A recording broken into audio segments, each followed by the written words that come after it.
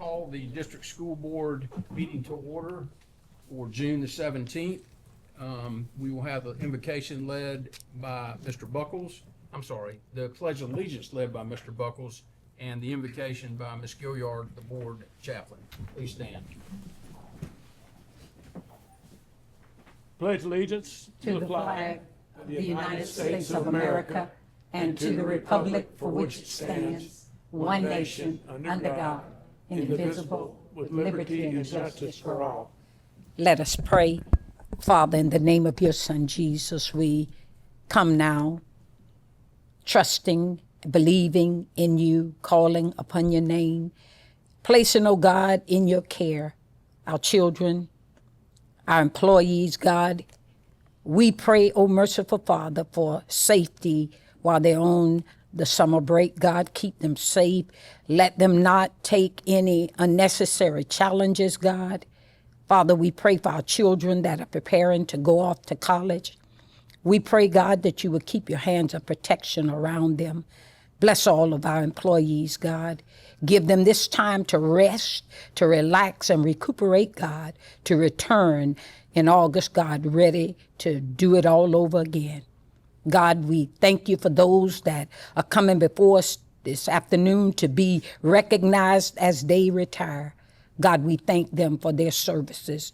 Thank them, oh God, for giving of themselves tirelessly. And now, God, we pray that you would direct our thoughts, our hearts, and our minds as we make decisions that will impact our community and our children at large. We thank you and we give you praise in Jesus' name. Amen. Amen.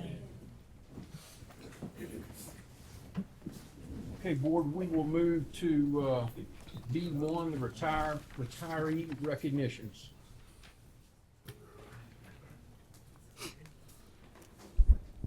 Good afternoon.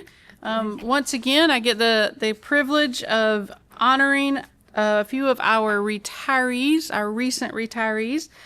So today, I think we only have two of them here, but I'm gonna call all of them out because I think all retirees need that recognition.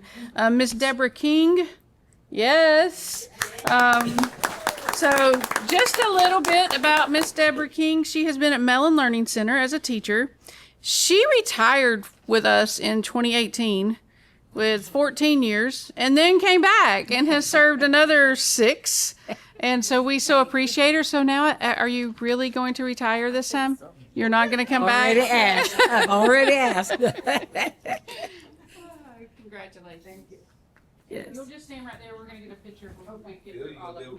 Yeah, I can stumble down there. Holly, yeah. Oh, and I'm going to go ahead and have the other one come up. She's not coming back this time.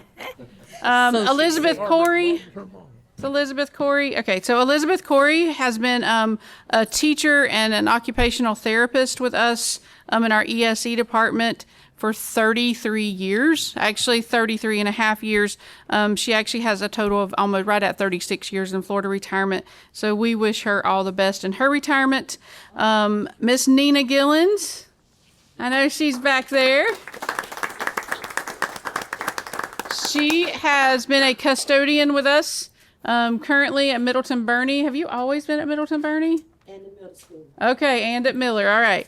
32 years of service to Putnam County. And then the last one I want to recognize, I know unless she changed her mind, but I didn't think she was going to be able to be here. Marjorie Stam, Miss Stam. I don't say Miss Stam. Miss Stam is, and I know that everyone is brokenhearted because she does amazing things with our students in reading classes at the high school. She is retiring. She's been with us for 13 years, has done an amazing job with our struggling readers, but she's served in a school district for 36 years. So yeah, we're sad to see her go, but we're happy for her. All right.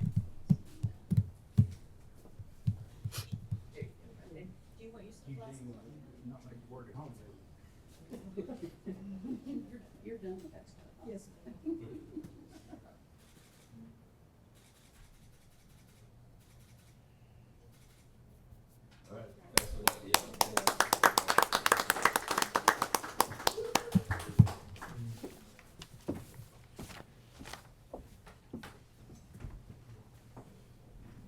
Okay, board, we will move to, under presentations, B2, the Crescent City presentation. Come forward, please.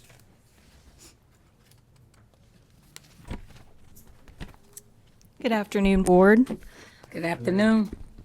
Every now and then, something amazing happens in our schools that reminds us just how deeply we're connected, not just as educators and students, but as people.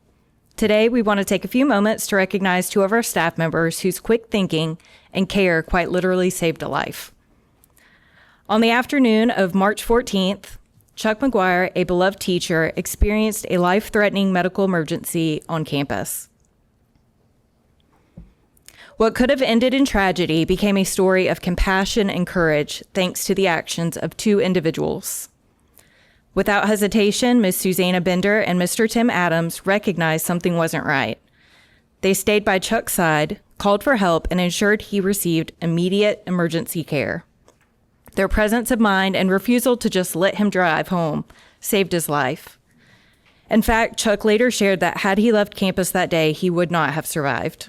Wow. So today, Chuck is asked to take a moment to surprise these two heroes in a special way. And he has brought two people who mean the world to him to help present these certificates. That's good. Please join us in recognizing and thanking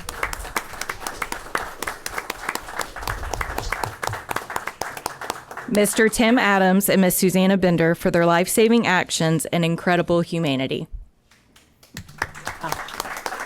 Awesome. Yes. Join you if that's all right. Wow. Did y'all wonder what you were calling down here for?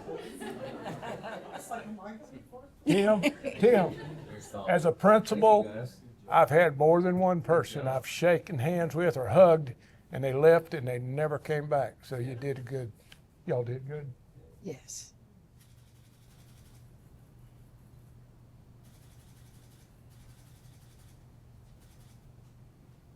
that's great.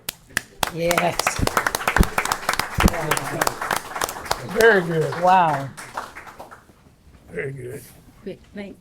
I've been reading about those just young never know. men saving those kids in the pool. Oh, yeah. Yeah. All right, board, we will now move to Sheesh. public comments. Do we have any public comments? No public comments, okay? All right, then we'll move to D1, the adoption of the revised policy 9200 and new policy 9271, and the chair will take a motion, accept the motion. To approve the consent agenda as presented. This is the public D, hearing on the adoption adoption of of policies. policy number D1. 9200. Mr. Chairman, I'll make a motion that we adopt the policy D1, adoption of a revised policy 9200 and new policy 9271 per Neola special update. Second. All right, we have a motion and a second. Any discussion? Any questions?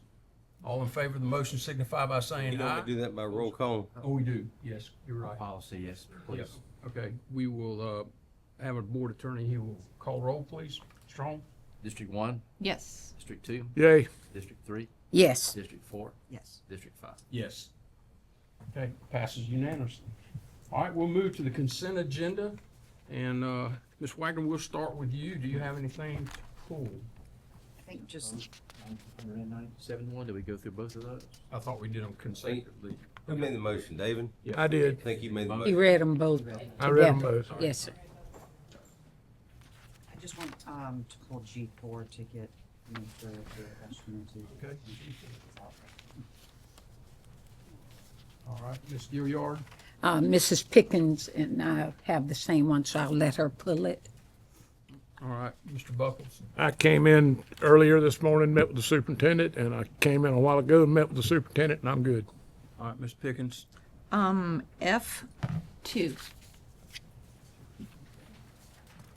All right, and then I would like to pull, I will pull G7. So the chair will entertain a motion for the balance of the consent agenda.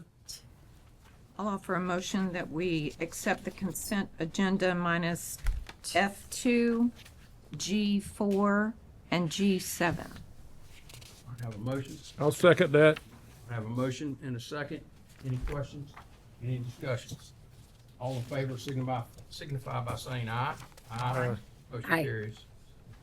And Ms. Whitehurst, are you available for, You said F2, G4, and what else? G7. G7, okay. Okay, before I go over the Bloom Board, I just want to kind of give you a little bit of an idea of what this is. It's something new, but I do want to give you a corrected memorandum of understanding. I left off the words per year, which is really important. And so hopefully, if you are good with this, we can just make an amendment on the approval of it to just add the words per year. But I do have a copy of that. If each one of you will just take one of those so that you have that. And I have it highlighted as to just the simple adding those two words in there. So Bloom Board has actually been trying to work with us for a while. They started out in Hernando County when the state went through the process of approving a teacher apprenticeship program. And so they've been working with Hernando County for a couple of years now. And what they basically do is they have partnered with Berry University and created this job embedded teacher program.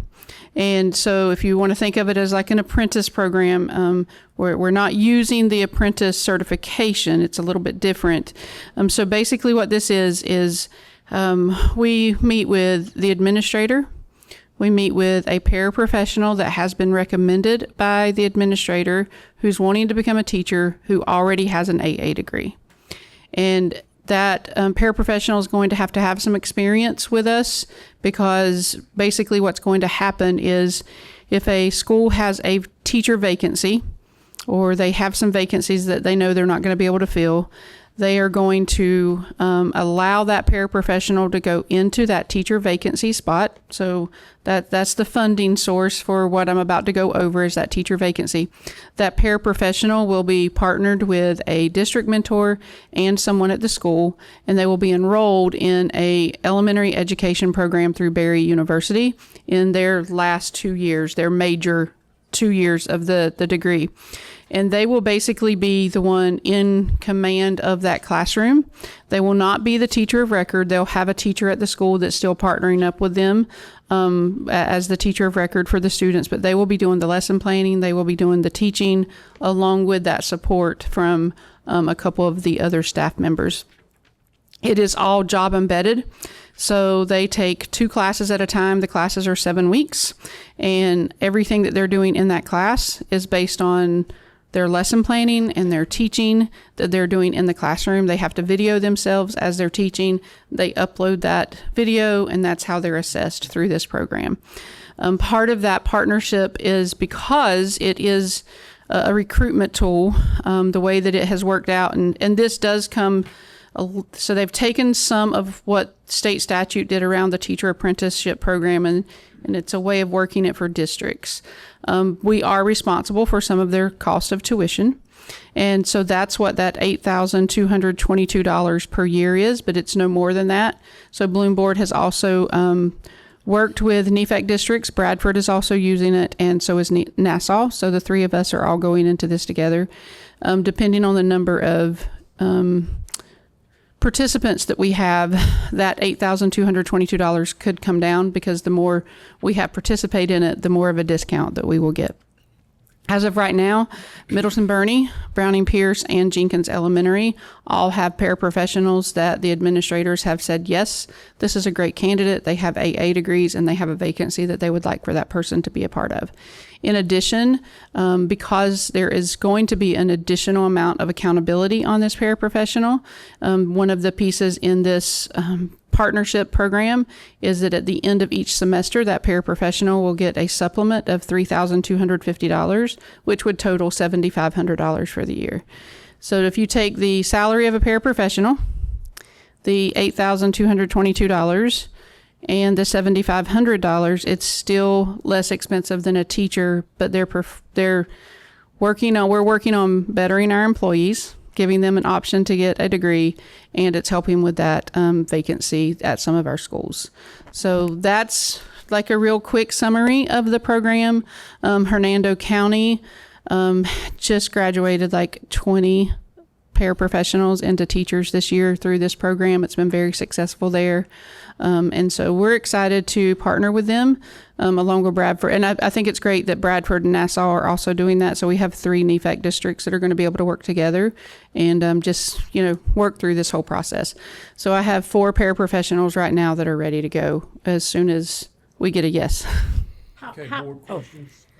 Yes. Ms. Gilliard?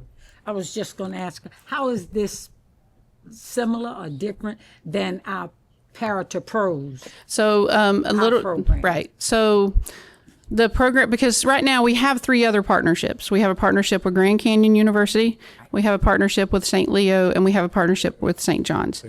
So all of those have a little bit of a different. So Grand Canyon is totally online. They come out with an education studies degree, so it's a little bit of it's an alternative degree. St. John's, you're going to class and you have more face-to-face. St. Leo is almost 100% online. So it really depends on what that person needs and what they're able to do. So with this, because there's not additional coursework, there's not additional classes.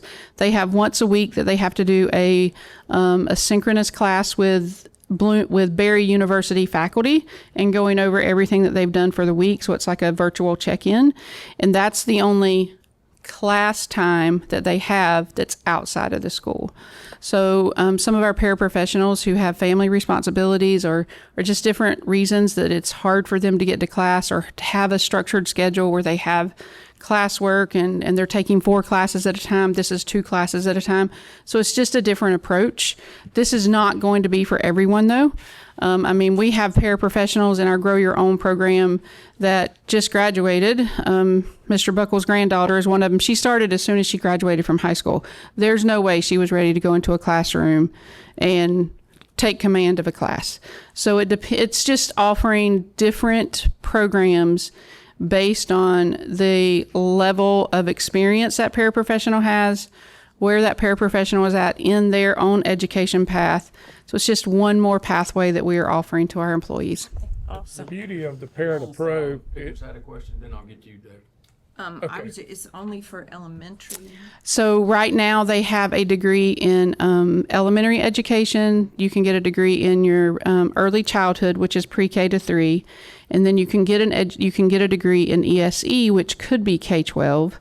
And but they have to have, in order to do that, they have to have classes that's 50% students with disabilities.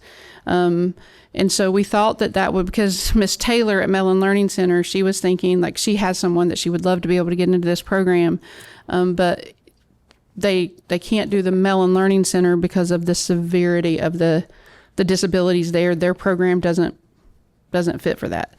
But if we had someone in a secondary school, now that they've added the ESE and they were teaching ESE classes, even if it was a self-contained at a comprehensive high school, that's not as severe as what we have at Mellon Learning Center. They could also be a candidate. I just haven't had any yet. Well, the beauty of the Para Pro is that you know your people and you can use them in a variety of methods. The principal can. And I would think that Barry will be similar, that a principal can't take one of these people that were chosen and use them in some option that doesn't really fit. That is correct. They have to be committed. That's why the administrator has to sign off and say, yes, I'm good with this, because they cannot take that person out of that classroom. In addition, part of this agreement is the participants, they are signing an agreement that they are going to teach with us for 5 years because of the amount of money that we're investing into them. And if they do not complete that 5 years of teaching, then they would have to pay us back based on a prorated amount on how much service they did give to us. The neat thing is like Tim Adams. He started with a group of kids in pre-K and kindergarten in Crescent City, and he followed them through, right on through their junior high and into high school years, and he knows them. And these young Para people will know the families and the kids right on through for years. And it's people who are here. It's not going to be someone that we hire right off as a paraprofessional. They already have to be here and established and show that administrator that, yes, I am capable of going in and handling a classroom and teaching with some support from a mentor. You grow your own concept. Yeah, it's just one more grow your own pathway. I feel like the more opportunities we have, the more individuals that we can get into those programs. And ultimately, we want to develop teachers, but we also want to give opportunities for our employees to make more of themselves. Very good. All right, Thank any- you. Great. Any other questions? Thank you. Any other questions, board? So the only thing with that would be, and Mr. Holmes, I think if they just said that they would approve it with the change of $8,222 per year, so that it doesn't look like that's, because it's a 2-year program. So over the 2 years, it's $16,444. I just want to make sure make sure that is very clear, that is a per year cost. Motion should so state that you move to approve with the correction or modification that the stated sum in paragraph, or the first bullet point, I guess it is a per year sum. Okay. I also like the fact that NEFAC is involved, and sometimes we have teachers that go to other NEFAC. Well, if they leave and go somewhere else, they're still owing us. But I mean, they'll still be involved in Berry University if they go to the. That is correct. That is correct. Okay, I'll make a motion that we. Can I just have one quick question? All the universities are certified, correct? I mean, they're. Barry University is an approved Florida program, so when they leave this program, they will leave with a bachelor's degree in elementary education or early childhood or ESE, whichever pathway they choose, and they will walk away with a reading endorsement, a professional certificate, because they have to pass all of their exams. So it is a true approved state of Florida program. And Barry University worked really hard on getting that, and so that's why I felt more comfortable going with them and exploring it once they brought Barry on and had the state approved program. Okay. Ms. Pickens, you're recognized for a motion. I'd like to make a motion that we approve consent agenda item F2, the Bloomberg Educator Advancement Program contract, with the correction in the first bullet of $8,222 per year. Second. All right, I have a motion and a second on F2. No discussion, no questions. All in favor of the motion signify by saying aye. Aye. Opposed, like sign. Motion carries unanimously. All right, we will now move to G4. Yeah, and if I could get. Yes, yes, ma'am. I just had a couple of questions on this as far as it's an extension and renewal agreement between our district and FBMC Benefits Management. And I was just kind of trying to do some digging as to who they are, what they do for us, and their website was not very helpful. So if you can enlighten me. So FBMC is a fringe benefit management company. They primarily deal with retirees whose benefits, let's say we change a company, and the cost changes a little bit.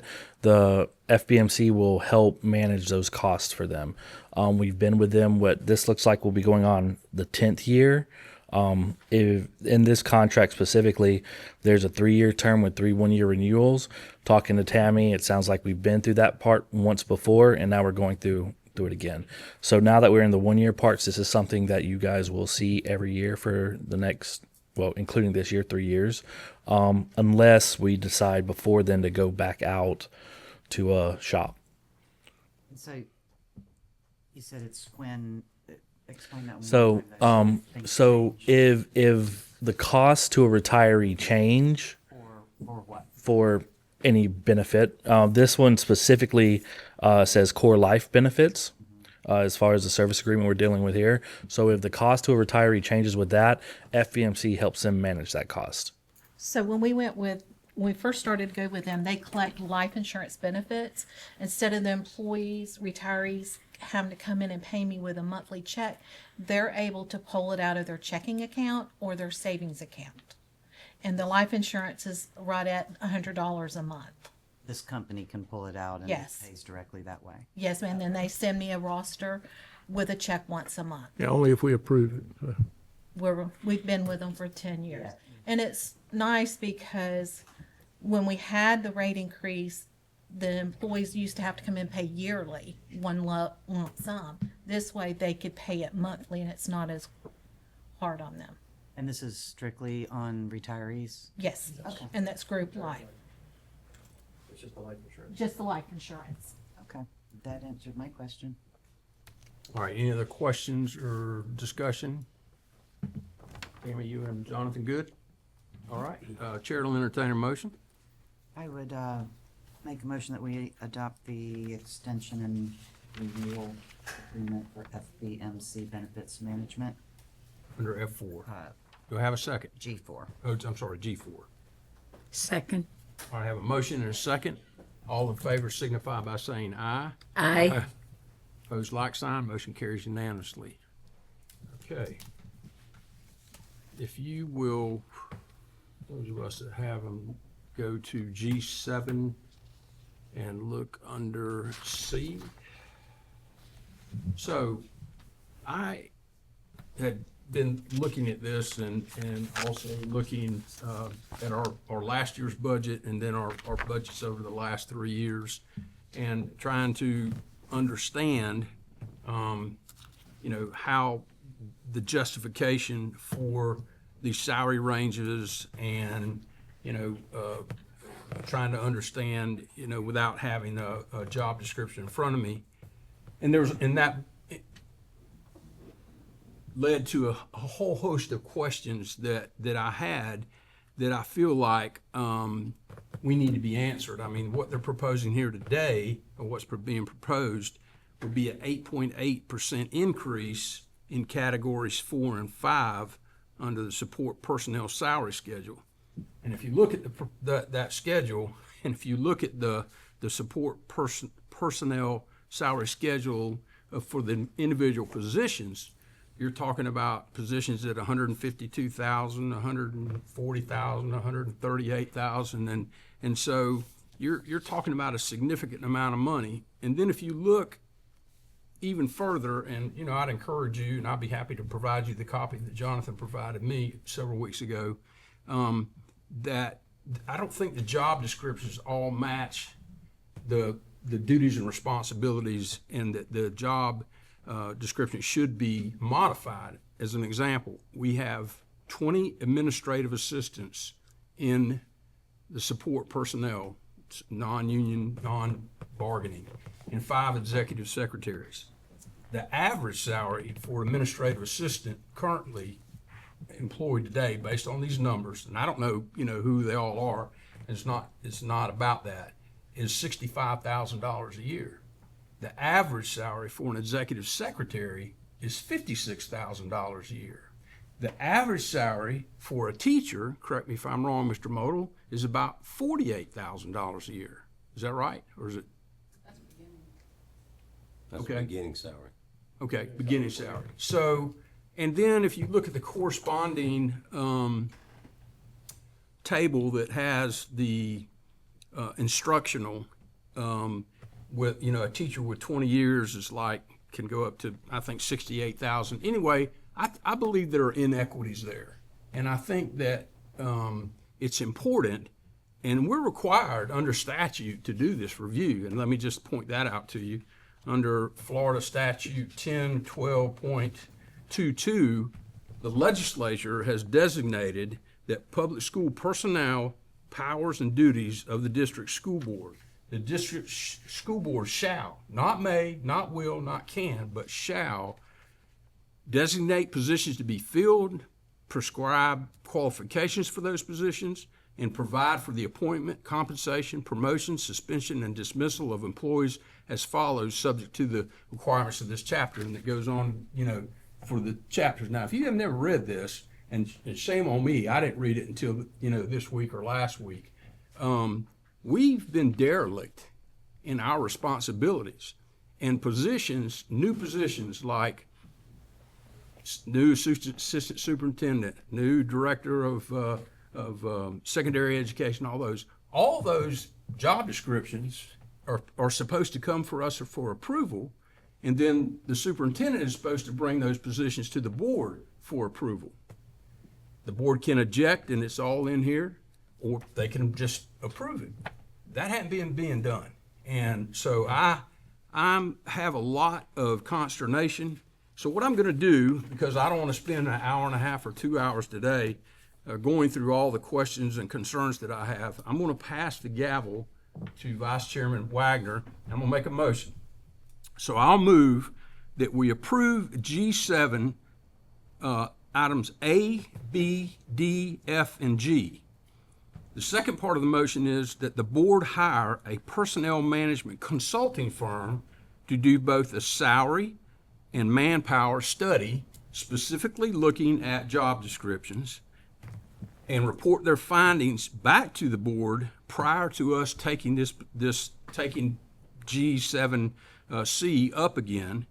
And then the third part of that motion is that we do a workshop to discuss all of this information that I've discussed on, just the tip of the iceberg here, on that as it relates to G7, that particular item, so that, I don't know, maybe y'all understand and are very clear about this, but I can tell you I'm not, and I don't think we're following the statutes. And, Mr. Holmes, I had a discussion with him. Do you agree with my interpretation of that statute?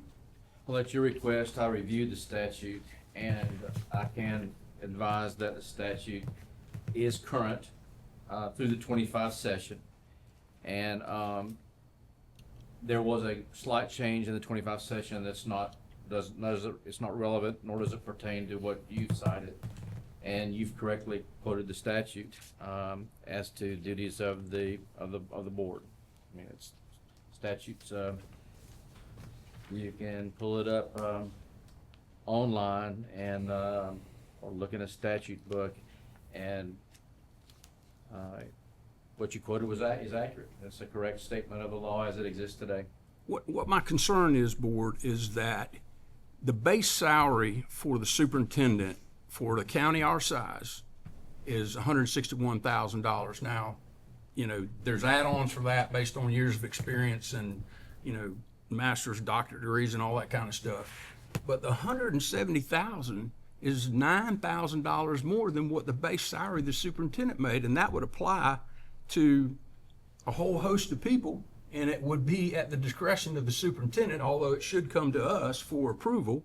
But, that I think that, and for whatever reason, that hasn't been done. I mean, basically, we've been told, what the position was going to be filled, and I don't remember voting on any executive or support personnel position.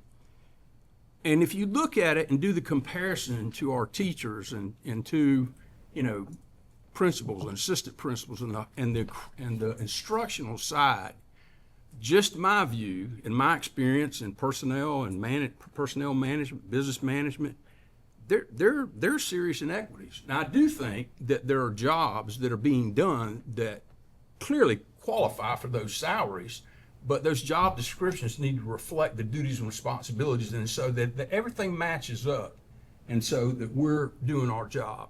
But it's not something that we can do today. But I do think it's important as we move forward that we're doing what we're supposed to be doing, and especially in light of our budget, our taxes. This year we're not going to go to the rollback rate. There'll be an increase in taxes based on just that.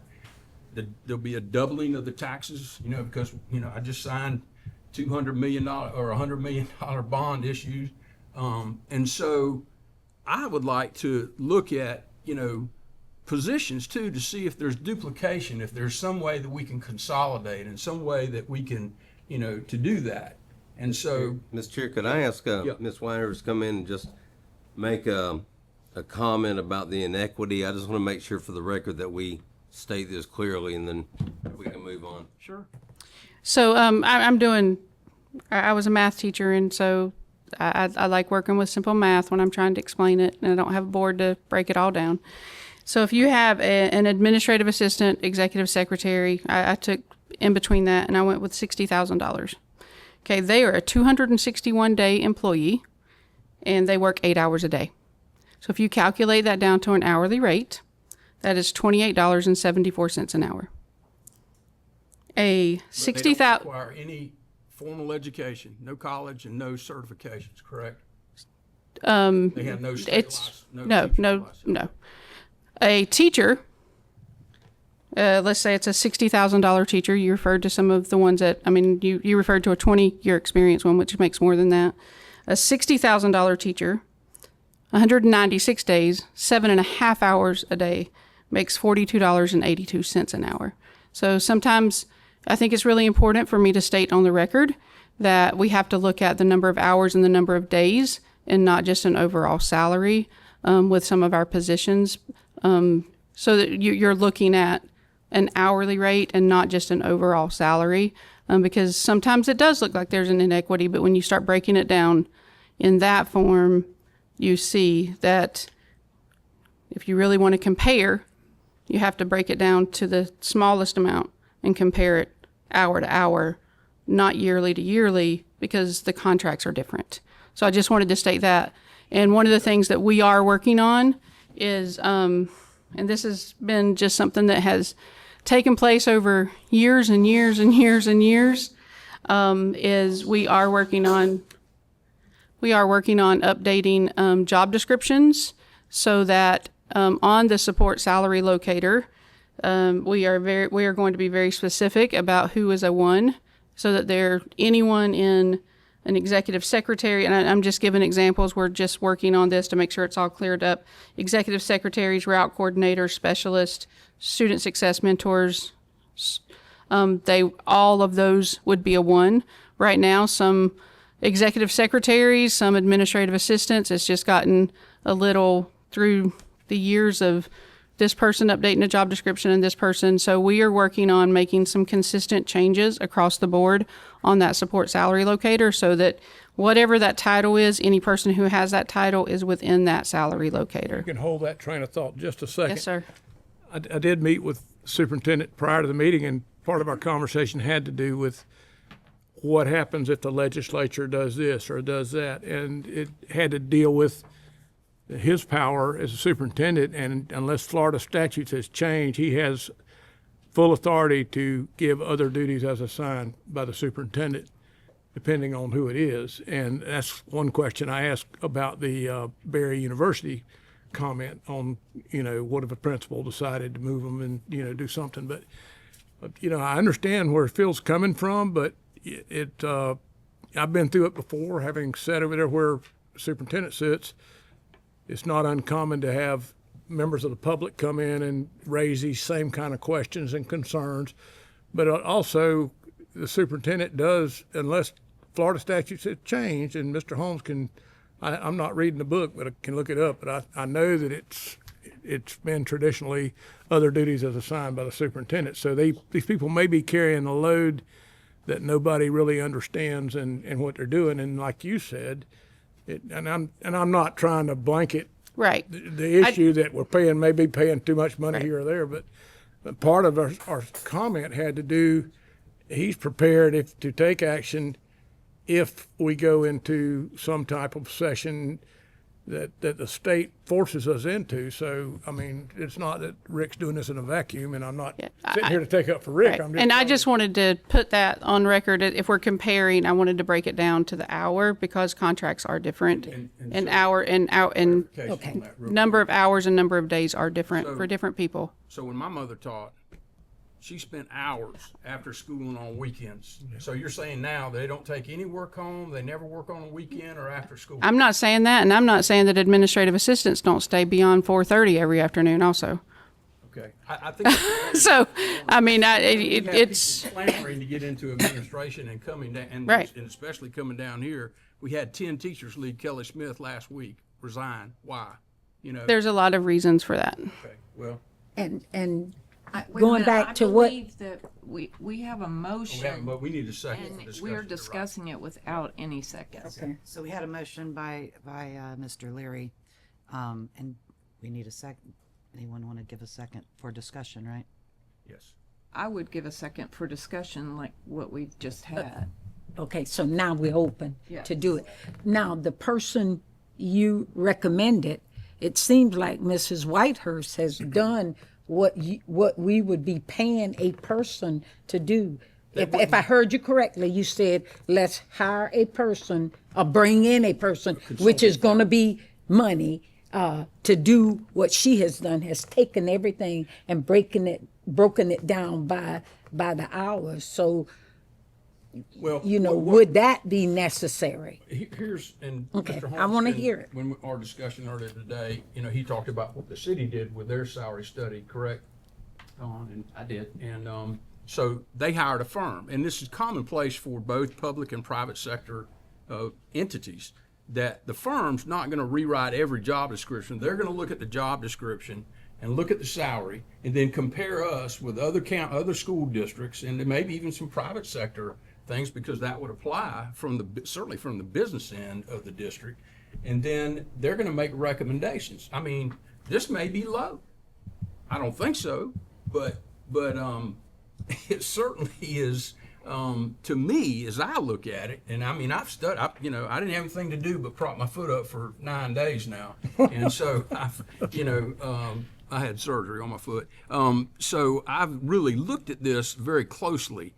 And, but to be fair, I think that we need an independent, and I don't think, this is not talking about a tremendous amount of expense, because you're really not only looking at, the non-instructional support staff, side of it, which is somewhere around $3.5 or $4 million with salary and benefits. But, I'm all for, the teachers, the paraprofessionals, the guidance counselors, the mental health counselors, the principals, and the vice and assistant principals are the heart and soul of the district to me. And that we need to be sure that there's parity, in my opinion, parity with salaries and jobs and descriptions and all that. And granted, the teachers do work a 7.5 hour day, but I can tell you, how many teachers have you seen or principals that have left the district? And I'll give you two, Mr. Helms and Mr. Stout. Both left, went completely different jobs, and it wasn't because I don't think they were, it wasn't about all the money. It was about the stress and the things that they have to do. Teachers same way. You all taught, three y'all taught school, so I saw my mother, go through it for 25 years. So all I'm saying is, let's look at this, come back, discuss it, workshop it, so we all understand and we all are clear that we're following the statute in the process that we took an oath of office to do, and that's all I'm saying. Well, even if we did, the superintendent, I believe still by statute, has the authority to Not according to the make other duties as assigned. Well, that's fine. He can do that, but he still has to. Well, they bring it to the board to be paid for, yes. Yeah. Yeah. So again, Chairman Leary brought this to my attention today, and I verified the statute was current. And now that it's been brought to my attention, I do want to mention it to you. And I'm not talking about the salary study. It is true, the city did a salary study and a survey in an effort to understand where we compared to other similarly situated municipalities. Similarly situated meaning approximate size of town, approximate tax base, approximate size of departments, so that we could understand, because otherwise it's hard to compare what a public works supervisor or superintendent in Putnam is making, or City of Palatka is making, with a Jacksonville, or maybe it's Madison or wherever. So it was necessary that we try to do that so that we could understand how to respond to our employees who are asking for pay raises and things of that nature. It worked well for us. It was eye-opening, but that's kind of something that I think is totally discretionary and a matter of policy with y'all. What I do see here, and I'd like to take a look at this and maybe give a call to a couple of other school districts just to make sure that I don't see how it is subject to being misread really, but it does say that the school board shall designate positions to be filled, prescribe qualifications for those positions, and provide for the appointment, compensation, promotion, suspension, and dismissal of employees as follows. And then it goes down to say, the district school board shall act upon written recommendations submitted by the district school superintendent for positions to be filled, for minimum qualifications, for personnel, and for the various positions, and for the persons nominated to fill such positions. The district school board may reject for good cause any employee nominated. It goes forward to lay out quite a bit of information. For instance, the district school board's decision to reject a person's nomination does not give that person a right of action to sue over the rejection and may not be used as a cause of action by the nominated employee. It gives times to act on the nominations and so forth. So there's quite a bit of guidelines specified here. And again, I wanted to make sure it was current law because I wanted to make sure we weren't working with something that was old. It is current, and I just looked it up in what I've got here in front of me as the Florida School Laws 24 edition, and it's cited there too.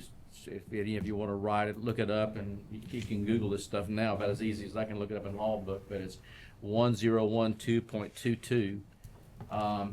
And so now the formality of that, I mean, I guess that's where I need more understanding, because I guess I'm not saying that this isn't being followed.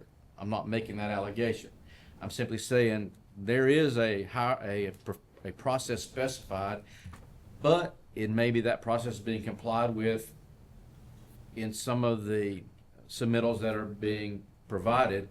It's just that my only concern is, as the board attorney is, as I read that, and as a lawyer you learn pretty quickly, there's a huge difference between may and shall in the legislature's edicts, and this one appears to impose directly an obligation on the school board in the matters that I just mentioned. You're free to Google it yourself and take a look at it. It's not super stilted or complicated language. It's pretty well set forth there. So I could get with Ms. Whitehurst and see, if they're following this process in a way that maybe it's on the consent agenda and I just haven't specifically noted it. I'm not saying they're not following it. I'm just saying that the statute does require that the board act on those responsibilities. And if I may, and you may know this having gone through that type of process, if we do a study and they did come back and say, our salaries are too high, what is the actual resolution to that? Do we literally just cut people's salaries that are already employed, or? I think you have options. I mean, for instance, attrition will take care of some of it, but the main thing is we established, and I'm not trying to tell you this is the only way to do things. I mean, this was kind of a take a look and go step-by-step process for me as well. I just knew that we needed to establish some way that I could avoid being arbitrary in deciding who got raises and who didn't, and what the caps of certain classifications were. So we established categories, job descriptions and categories. Actually, they helped greatly in doing that based upon, the duties, actual duties that people were performing. And then we basically established seniority based upon years of service, and then we had pay billets for each of those, those categories of years of service. Just as an example, 1 to 3, 3 to 6, or 4 to 6, 7 to 9, and we gave a beginning and an ending range. It wasn't an absolute number. You still had, flexibility there, but it allowed me. We had 200 employees or whatever it was over there, to have some methodology in my mind as to how we were paying different people in different jobs based upon job classifications that the firm helped us with based upon their survey of other municipalities. So I'm not saying that's the pattern everybody should follow. I'm just saying I needed some way of bringing some order in my mind to our salary structure at the city, but that's not necessarily. I still believe, even if you did a study like that, which, you can do, but I still believe the superintendent has the authority under statute to place people in positions or assign them duties that he feels is important. I mean, other duties as assigned was always that way, because I've had board rooms fill up with people mad because I had to move a principal and make them an assistant principal or a guidance counselor, paid them the same salary, but they fulfilled other positions until it became a better time. We don't know what's going to happen in the legislature. He may come to us. He may come to us and say, I'm going to roll 10 people. Well, 9 out of 10 of them say, well, I'm going to take it for the team. Next year they'll put me back. I'm not challenging that at all, Mr. Buckles. I was a bit surprised myself to read the certainty of the edict, which says the board shall designate positions to be filled, prescribe qualifications for those positions, meaning you're supposed to be approving job descriptions, and provide for the appointment, compensation, promotion, suspension, and dismissal of employees as follows. And then it gives those little guidelines I talked about. So it does appear that you have a statutory role in the process. Now, how that's, I'm not again saying it's not being filled, that it's not being complied with. I'm just saying that I'd be remiss in advising you if I didn't say there is a mandate. I understand that. Says you're to play a role. Much of this is supposed to be us passing the recommendations of the superintendent also. Superintendent recommends. It states that, yeah. Sorry. So, Madam Chairman, discussion. So, just in the last couple of months, there's been a new assistant superintendent position created, an addition of director of secondary education added to an existing director of CTE. We're advertising, which I didn't find out until this week, for a purchasing director. I've not seen any job description. All these things are required in this paragraph. And, maybe past boards didn't care. They just let the superintendent do it. I don't know, but I can tell you. I'm sorry. We do not have a director of, would you say elementary and secondary? Secondary education. No, we don't have one of those. Well, Susan told me yesterday that, because I asked her what positions are that, where's the, so No, there's we no, don't have that position. Senior, okay, well, at any rate, So my goal is for the board to follow in this and for us to do our statutory responsibility.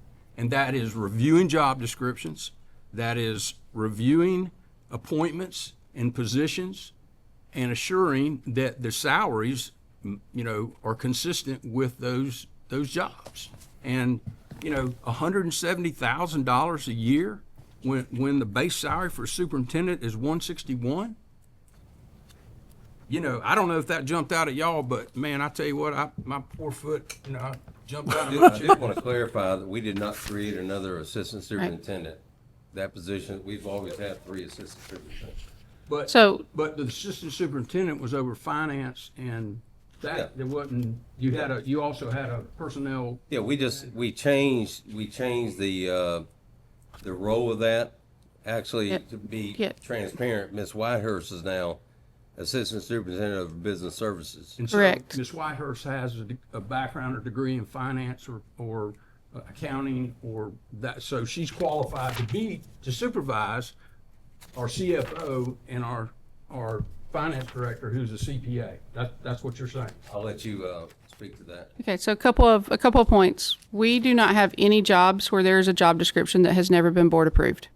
So we have job descriptions that have been board approved several years ago that have not been used, but there's still a board approval on it, and because there's a board approval on it, we can bring it back out.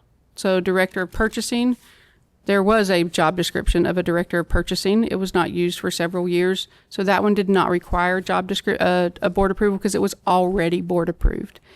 There are certain things on It's been vacant for 2.5 years, and we've been operating finally with a coordinator and a specialist. Because he's assigned the duties I to didn't someone. ask you, Mr. Well, Buckles. I'm just talking to Ms. Whitehurst. telling you how it works. So, in regards to job descriptions, there are parts of a job description that do not have to be board approved if it is a simple district title change, or if it is adding a responsibility and it doesn't do anything changing their, Jackie, you can help me out because I always get it mixed up. So we have a crosswalk from DOE that we have to use, and that gives us job code numbers. It gives us classes. It gives us, and the job classifications has to do with what department they're working in, what level they are. All of that has to be board approved, but if it is a district can make their title, because a lot of times the crosswalk will have things that we don't call them here. So I will use an example. The crosswalk with DOE actually says staff services, not human resources. But a district has, we can call it human resources. That doesn't have to be board approved because it's not about the EEO line. It's not about the job classification. It's not about the job code number. It's not about anything to do with qualifications. So those are certain things in those job descriptions. Anytime any of that is changed, I can promise you all of that has come. And we have job descriptions that we have that have been board approved. Sometimes we will not have those positions, and then we determine that there is a need for it, and we will bring it back out. Director of purchasing, no, we have not had a director of purchasing. We have had a coordinator, but at this point, with 3 constructions going on, and 2 more about to go online, the bond, the amount of purchasing that is happening, the amount of RFPs and RFQs that are having to go out, there's been a lot of people in that office who are having to do a lot more work, and it is creating some manpower issues. And so that was where that conversation came, and the decision was made to bring that director of purchasing position back. It didn't come to you as a job description because it did not have to be approved. It was already approved. My background, I am not doing the accounting piece. I am the leadership oversight. I have, since 2005, I have been in an administrative position. I have supervised employees since 2005. I also have a degree in mathematics. I have managed budgets. So I do understand the concept of finance. I'm not doing the financial bookkeeping pieces. I'm not creating the budget. I am doing oversight of leadership and that aspect as the assistant superintendent of business operations. Okay, and so it may have been a assistant superintendent position, but it's a new position with different requirements. So you're doing, human resources, your priority. You're just overseeing or managing these people or providing leadership. The way I read this definition, it says designate positions to be filled, prescribe qualifications for those positions, and provide for the appointment, compensation, promotion, That's a board responsibility. So I was on the Personnel Matters as that position, and that was approved. So you did approve me to be in that position. The job description for that assistant superintendent of operations was already there. We changed some of the responsibilities. That does not have to be board approved. Okay, well, I guess Mr. Holmes and I will research this out. Anyway, I think we discussed this enough, and I really didn't want to get in the weeds on this today. I still think we need a workshop. I still would like to, on G7C, I still would like for the board to hire a personnel consulting firm or get RFPs, request for proposals, to do the salary and manpower study. Ms. Whitehurst may be absolutely right, and that would come out in a study by a firm that does that, just like the one did for the city, and they do them for Water Management District and everybody else. And then I'd like those findings presented to the board before we have a workshop on G7H. And that's the motion, and seconded. So can I just have a point of clarification? So the items under G7, can you tell me the letters that? Oh, yes, I think it's just C. Everything but C. Only Everything C. Under C. Okay, what did you just say about H. Did you say something? Oh, I'm sorry, I didn't mean to say H. If I Okay. did. Let me get to it here. It's A through H, and he designated C Right, as, so yeah. Okay. my But I thought motion he was just to mentioned- approve G7, A, B, D, E, F, G, and H, and Okay. not approve C until we have these things, personnel management study, salary study, and a workshop, and then we can bring it back, and then we can approve that, and that could happen within 60 days easily, way before the budget, before we get into the new budget year. So then we would, for clarification as well, are you done, Mrs. Pickens? I I'm don't know. still Okay. wondering. No, go ahead, go ahead. Oh, okay. So then, in that time frame, we have to, first of all, decide first to go that route. Right. And then to Request get proposals. bids, I guess, from a firm that would do that study. Correct. And then we have to make sure we have the finances, because monies will have to be moved to cover this cost of paying that firm. And then once the firm is designated, that firm then will do what we have hired them to do. They will come back, give us the information via a workshop. Correct. And then at that point, it will go back on the agenda, item C. C. It'll be labeled something differently, For but approval. for approval.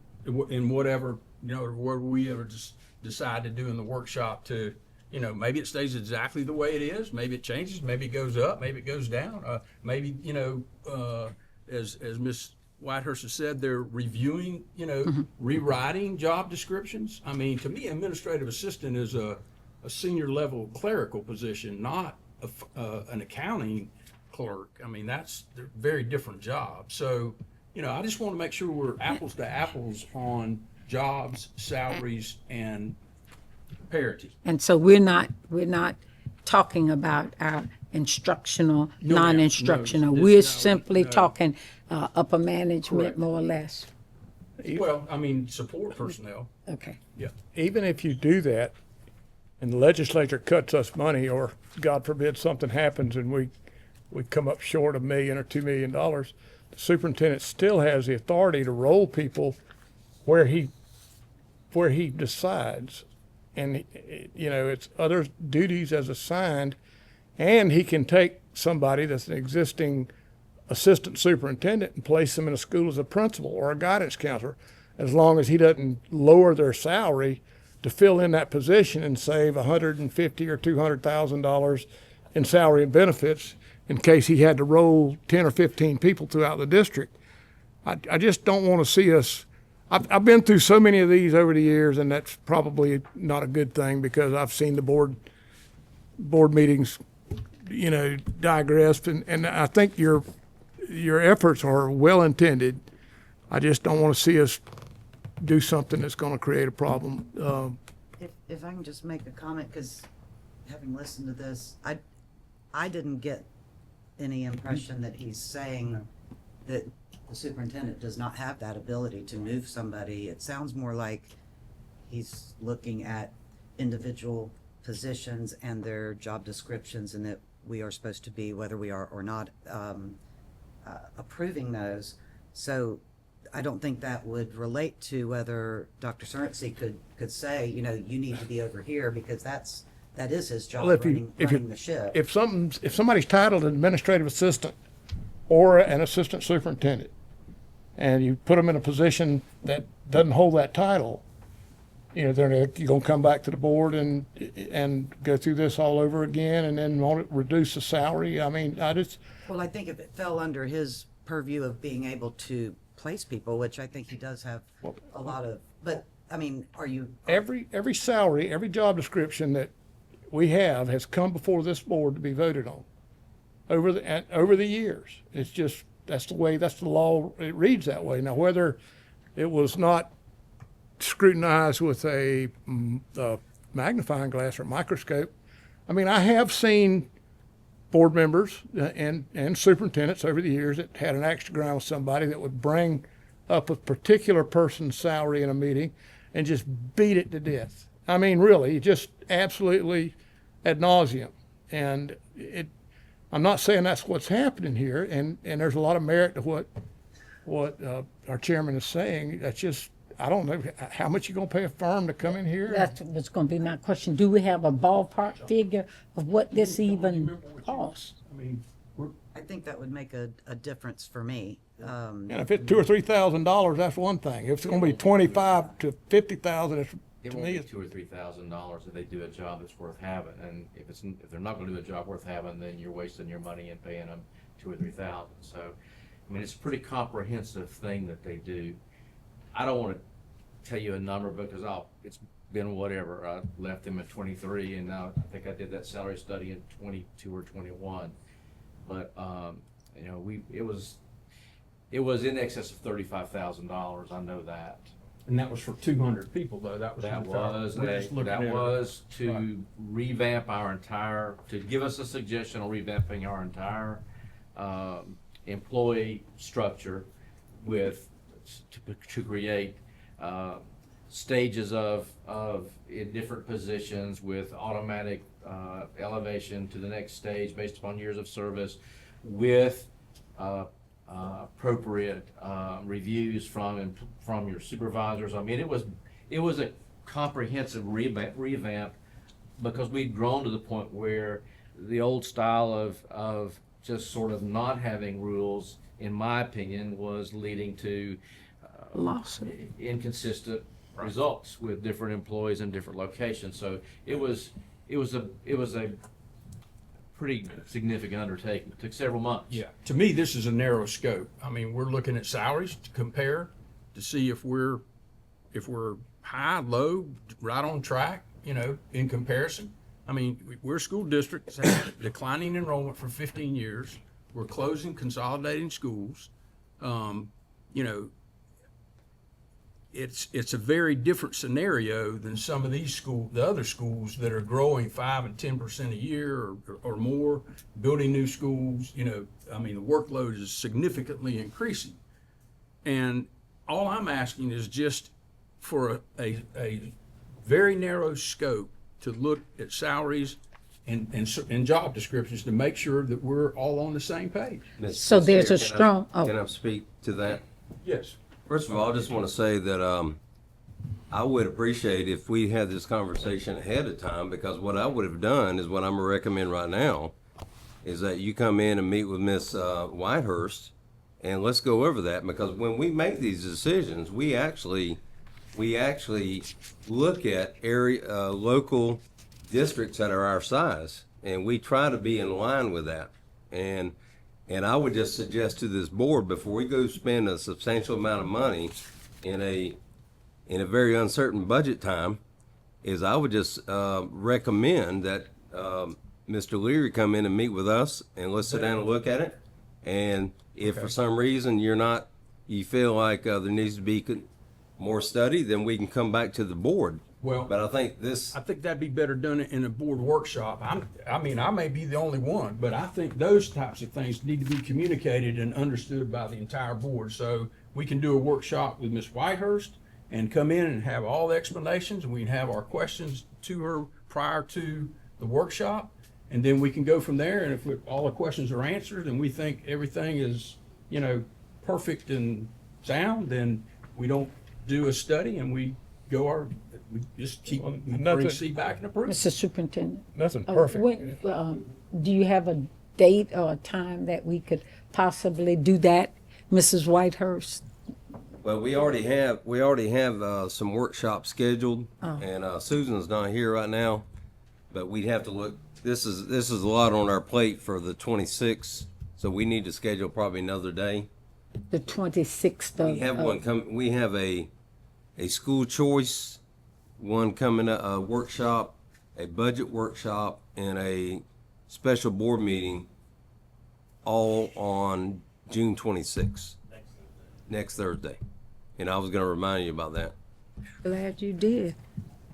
Yeah. And I've been in workshops and board meetings where people said, this administrator, that administrator needs to live in Putnam County if they're going to draw a salary here, and they can't live across county lines. And then you wind up cutting yourself out of good people that They may have grown up here and gone to school here and been a product of Putnam, but I think we got other stuff to really go on right now to worry with. But if the consensus of the board is to have a workshop, then I would ask that we let Ms. Michael get with you and look at my calendar and everything and schedule that. But again, that needs to be the consensus of the board and all that, but I'm just making a comment. Well, I have it in my motion, so, and I'm happy to take out I think we need to change the motion. That Okay. would be my recommendation. But before we do that, I would just like to reiterate what Mr. Buckles said about the job descriptions. We have approved them. They are written in our consent agenda. We didn't construct the description, and He approved it. and so I just want to say that it's not like we've been putting people in positions that we didn't approve, because we did approve. And if you had a question on it, all you have to do is call Ms. Whitehurst. She calls me back like right away. And so I'm not trying to single out anybody or axe to grind or anything else. I'm just saying, when I read this statute, and I should have read it 2 years ago, I was just flabbergasted, okay? Because I don't think we've been doing this. Now, maybe job descriptions were approved by previous boards, but if the duties and responsibilities of that job change, you need a new job description, and that would have to be approved by us. I mean, so what I'll tell you what, I'll amend my motion. I will amend my motion to approve G7, A, B, D, F, and H, and that the board set a workshop with the human resources or assistant superintendent for human business management, and have questions sort of prior to the workshop to answer with respect to salaries and job descriptions. That's my motion. I would second. And so you've taken the date out, just And I've when we taken can get the one. consulting firm out. Okay. Consulting firm. Okay, all right, I'll second that. all right. We have a motion by Mr. Leary to approve G7. You said A, B, D, A, B, I think it's A, B, D, E, F, F. G, and H. And G, and H. H, correct, yeah. Just leaving out C. So that they can move forward with that. Okay, so we can move forward to have a workshop. We have a second Just Holly. see. Yeah. by Ms. Pickens. All in favor then, say aye. Aye. Nay, and I'll say why. I'm saying nay because the superintendent has the authority to make these recommendations to us, and the easy thing to do is just say yay. But having done what he's done, this could digress into him having to hire his own personal attorney and deal with the board. I've been through it before, and I don't think since the board's been approving these job descriptions, salaries all along, I don't know, maybe it won't hurt to look at it, but I just think that we got a lot of other things to worry about right now than that, but. If I could just make one last That's comment fine. regarding that. This is the first I've heard of it too, and I believe we have seen some job descriptions come through. I don't think it's ever a bad idea to just look at something with maybe some fresh ideas. But I'm happier to have a workshop personally, so that the board can look at things and have some more input with some preparation, and then we can make that decision moving forward. But I don't think it ever hurts to look closely at any issue that's before the board, especially to do with And financial. for further clarification, Mrs. Whitehurst will be the one that will break it down just to show us. The explanation she gave up there was thorough. I'm asking, is that what we're talking about? So, With the workshop, so yeah, and compare, they've compared salaries for other school districts our size and the same thing. Yeah, I'd like and to see bring that. those in. I'd like to see that information. And I'll ask Ms. Michael to set up the date. Okay. Okay, And she's got everybody's calendar. Okay, Thank you. All right. Could So, I- and let me Could I just, just mention one Sure. other thing? Because we do have the 26th kind of blocked off, it would not bother me to have that workshop on that day too, just because as summer goes, then things, I kind of like having them all on the 26th, unless it would just be too much if on they staff. can get the information ready, I mean, I don't want to put a strain on the staff. Yeah. But yeah, I mean, I'm open, I'll. Well, I'll let me make just this say, available. I have a NEFAC Board of Directors meeting, is that right, Shay? And that's normally scheduled till 1, and so it starts at 1:30. So if we added another one, I'm just showing you, We have a workshop at 1:30, 2:30, and 3:30 on the 26th. so we need to do one, schedule it for probably 4:30, if you want to do that many. I cannot have all of that ready by next week. Okay. Oh, okay. So All right, and that wasn't there. correctly, on the 26th, we have a workshop at 1:30, 2:30. And a board meeting at 3:30, A special board meeting at 3:30. Okay. which I was gonna remind you about it during my comments. And so we're to be here at 1:30, Yes, ma'am. 1:30 on the 26th. Yes, ma'am. Okay, thanks. I put 3:30. So, Ms. July? Wilder said that, Uh-uh. that would This be very, month.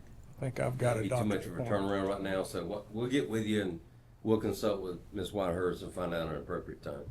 Yeah, we got till August from a budget standpoint, so, and let me just address the superintendent's, concern that I didn't come, and he's right. But he was out all last week. I had surgery. He and I both have been dealing with the same issue that's, another matter that's, created a lot of work and research for us and meetings. That's why I hadn't had the opportunity, and I really didn't want to get in the weeds on this like we did today. I just, thought that it was the appropriate thing to do, but, at any rate, all right, well, we'll move forward and we'll let Ms. Michael, reach out to us and figure out when we can do that workshop and give Ms. Whitehurst and her staff plenty of time to put the information together.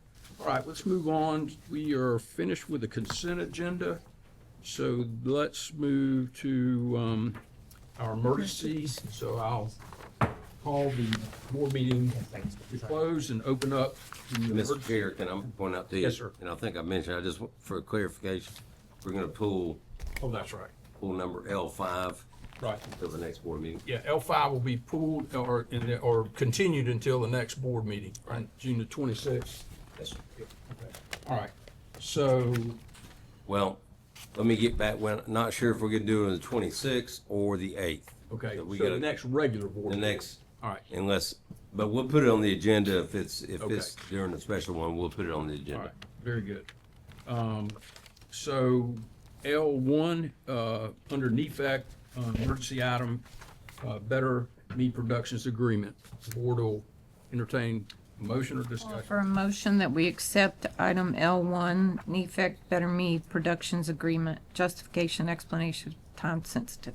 Second. I have a motion and a second. All in favor signify by saying aye. Aye. Motion carries. L2, defect mutual general release. I'll offer a motion that we accept L2, the NEFAC Mutual General Release, Tim Clue, justification, explanation, time sensitive. Second. Motion, have a motion and a second. All in favor signify by saying aye. Aye. Motion carries unanimously. Move to 3, NEFAC lease agreement with Columbia Mr. School District. Mr. Chair, I offer a motion that we accept NEFAC lease agreement, Columbia County School District. All right, have a motion. I'll second it. All right, have a motion and a second. All in favor signify by saying aye. Aye. Motion carries unanimously. 4, additional hours under the SLP for June 2025. Mr. Chairman, I have motion that we accept item L4, additional hours SLP, June 2025, justification, explanation, time sensitive. Second. I have a motion and a second on 4. All in favor signify by saying aye. Aye. Motion carries unanimously. And our last one, the 25-26 YRD contract. That's the one we. Oh, that one's Oh, full. we're pulled, and that's pulled. Okay, so we'll adjourn the emergency meeting, go back into our regular meeting, and we'll go to unfinished business, M1 and 2, and of course, we've approved the lease, so I think these are moot points. I believe we could just take no action on them and have them taken off the agenda. Do they need to actually, Mr. Attorney, do they actually need to take action, or what would be your recommendation on that? Trying to get it As far as, pulled up, so, It's Will it hurt? The former In interior. the parking lot, Marathon. yeah. It won't hurt to make a motion, will it? no, I think probably we need to clean it up. I'll make a motion that we approve Not approve it. excuse me, we not approve M1. I make a motion we not approve M1. I have a motion. Bach Development Or does it need to Boulevard be removed? Marathon Health Clinic interior. It's on the agenda, so. And I don't know. I don't Bach think we Development really bid need to Marathon Health you Clinic need to- parking lot. Act on it. Okay, all right, so Sec- Mr. Did Buckles we get a second? has a motion I didn't get to a second. Second. delete it. All right, we have a motion and a second. All in favor signify by saying aye. Aye. Carries unanimously. M2, same thing. I'll make a motion that we deny M2 the Bach Development bid for Marathon Health Clinic. I'll second that. I have a motion and a second. All in favor signify by saying aye. Aye. Motion carries unanimously. All right, we'll move into our board reports. Ms. Wagner, we'll start with you. I do not have much, although I did enjoy the FSBA conference this past week, and was actually very happy. I did not know this was going to happen, but was able to attend a session led by Dr. Surrency and Renee Huff from about our career tech educational programs here in Putnam County. It was very interesting, and as much as we hear about it up here, it was I still learned more about it, and a lot of people were very interested in it. I thought it was extra special that after they were done, the representative from Miami basically had nothing to add other than their programs are bigger because they have more students. So that was kind of a proud moment there. And I also recently saw the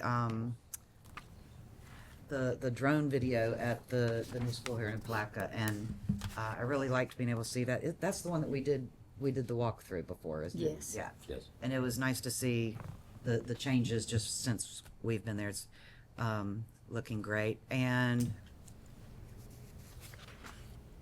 also, just some of the summer programs that I've been seeing. I've been getting a lot of emails regarding summer programs that are going on at our various schools.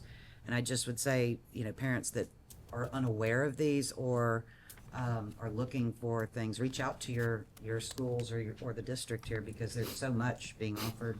I've been very happily surprised and seeing these programs, and they'd be great for children. So anyone looking, I'd say, please contact the district.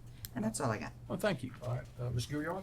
Real quick, just always, I'm excited when the retirees come, and for us to show appreciation of their services, and it is important to them. And thank you, Mrs. Whitehurst. Just want to commend Dr. Spell, our Director of Transportation. I was mentioning today the training that she has for her drivers and the bus aides, for them to be concerned with our drivers being knowledgeable of the youth mental awareness, how to deal with seizures, stop bleeds, all of these things that are there that the drivers are being trained in makes them they've always been beneficial, but more, give me a word, somebody. Well, more beneficial than, I guess, at their service that they render, because they're the first ones to pick our children up and the last one generally to put them off, and to have this training under their belt is just a great thing. I too saw what Mrs. Wagner saw, the area view of the Palatka Elementary. It was just phenomenal and great. Just want to thank and commend Mr.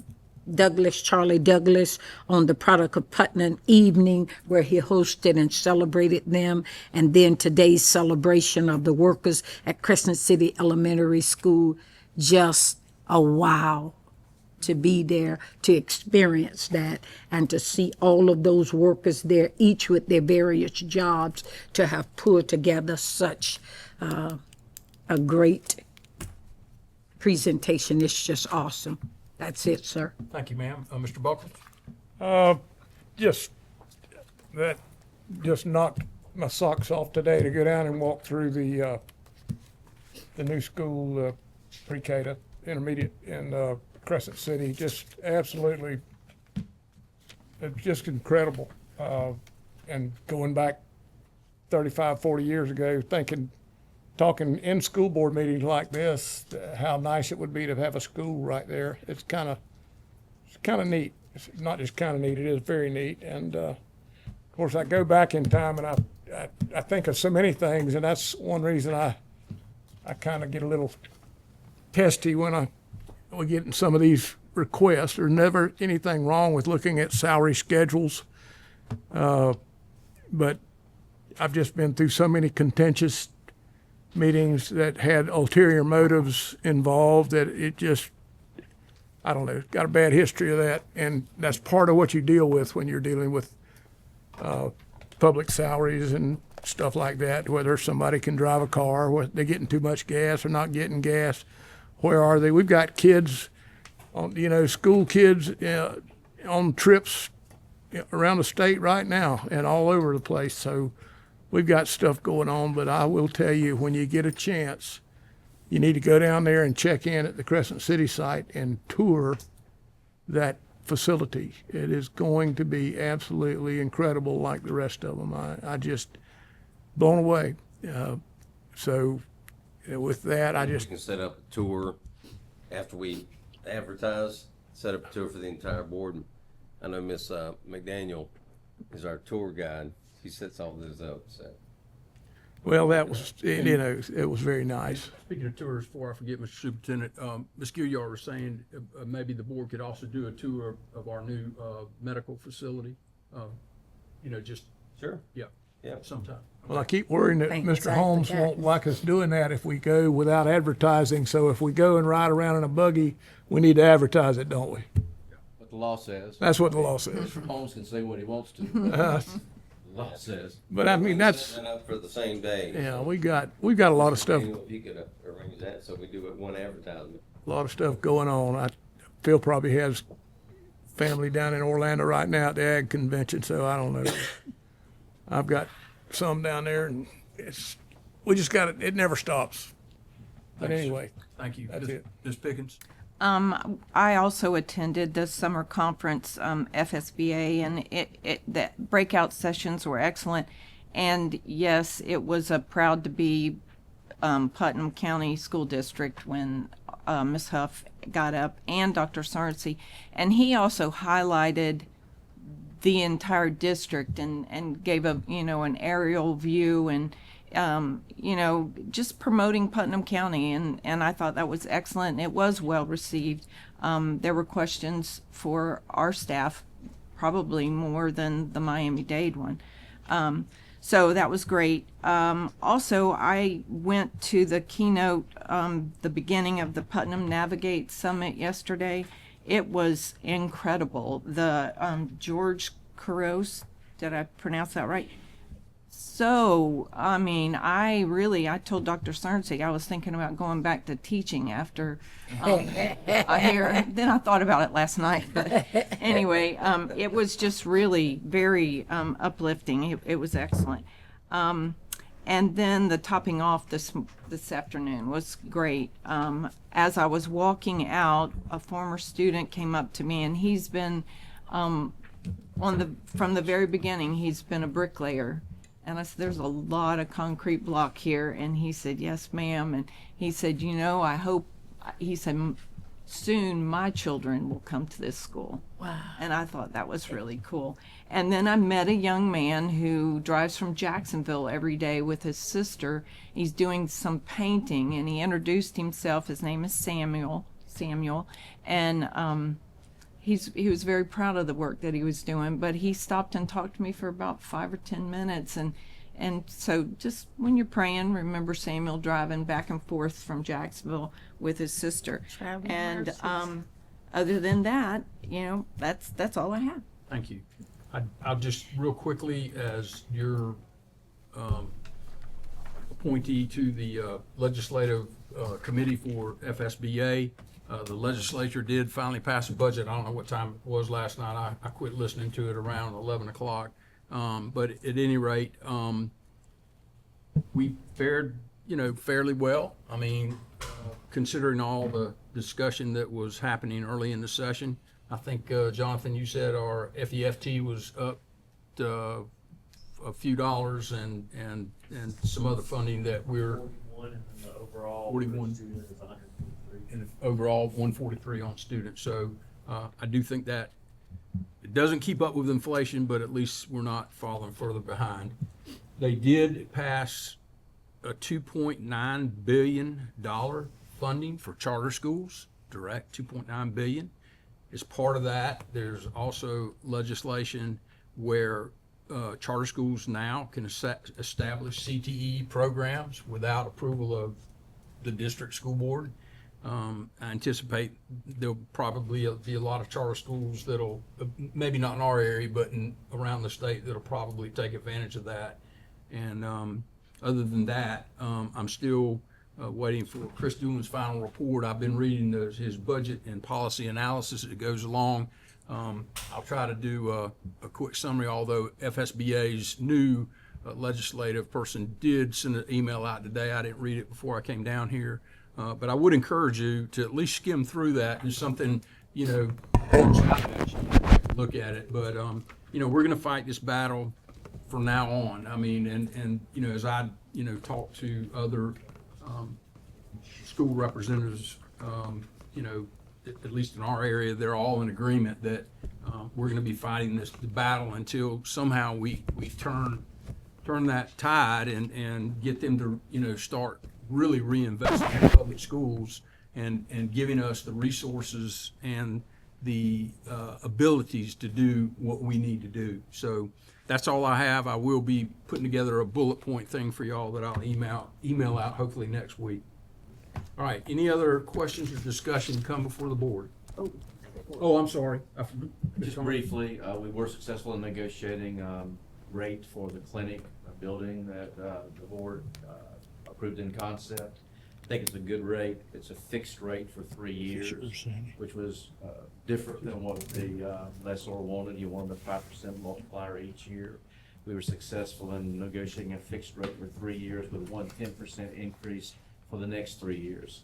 So, and that will be a fixed rate, a level lease amount for those 3 years too. So you have a level lease amount for 3 years, a 10% increment, and then that 10% increase rate will be level for another 3 years, which is, it's better than what was proposed. And I think the determining factor was the lessor saw the district as being a good tenant, perhaps a long-term tenant if they treated you fairly. And I think it was good. I'll have the written document over here tomorrow. I had hoped to have it earlier, but we have had some things going on involving the district, but I'll have the written lease over tomorrow. Very good. And also the legislature did pass and the governor signed a bill eliminating rental tax. So we won't be paying any sales tax on our rent. So that's a good thing. All right, Mr. Superintendent, I'm sorry. I didn't skip over y'all. Very briefly, and a lot of this has already been said about the topping off ceremony today. Navigate Summit, I just want to highlight Jonathan Hinkie and his team and Lennon Harvey and his team, putting the Navigate Summit together. I think tomorrow is the last day. And then, so that was, very well put together and attended, and congratulations to them. Reiterate our summer feeding program. Feeding our students this summer is a priority, and the information can be found on our Facebook and our website. And again, I want to mention the meetings coming up on June 26th. For the record, on 1:30 we'll have a workshop on school choice. At 2:30 we'll have a budget workshop, and then at 3:30 we'll have a special board meeting to approve our new construction management firms. And just a little side note, Jonathan Odom, myself, and Chairman Leary signed off on documents today, and the official closing will be Friday to pull down our second $100 million of bond money to complete our first phase and to start on our second phase of construction. And of course, that's the Kelly Smith new build and the Melrose new build for the second phase. So anyway, very exciting time. 6. Rick, I had one additional question. Susan, do we need to get with, Susan's not here. Do we need to get with her on the flowers for the funeral the other day? Yeah, I've already mentioned that, and she'll get with you about it. And let me mention Susan, just keep her in your prayers. She had to leave here suddenly. Her daughter is in the hospital, and Oh, no. you know, there's having a difficult time now. I won't go into anything, but I just want to just keep Susan in your prayers. And We'll do it. yeah, Thank you. she left right before the board meeting, I think. So, yeah. Okay, That's all. any other discussion by the board? All right, without objection, we'll stand adjourned.